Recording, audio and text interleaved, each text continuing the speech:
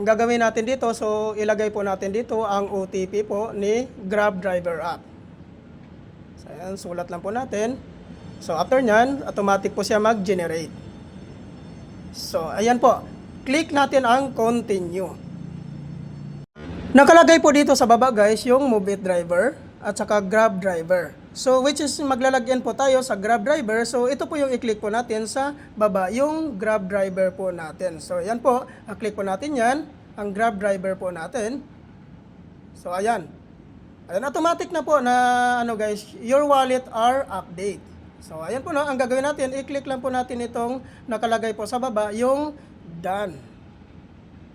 So, ayan po guys, kung napapansin nyo po, no, so napalitan na po yung, natin, yung credit wallet natin kanina ay nagiging GrabPay wallet na po. So, ganun lang po kadali po, para po real time na po yung pagka-cash out po natin dito sa ating Grab driver app po natin. Kung sakali po guys, wala pong nakalagay na update wallets po sa inyong Grab driver app, sa baba po na inyong 2 types of wallets, ang last option po natin dito guys, no, which is yung text po ni Move It or ni Grab. Kung napapansin nyo po doon guys, sa text po ni Grab, makikita po natin doon, kagaya po nito. So may link po yan. So dyan nyo po, i-update po yung KYC nyo po. Yan po yung pinaka last option po natin.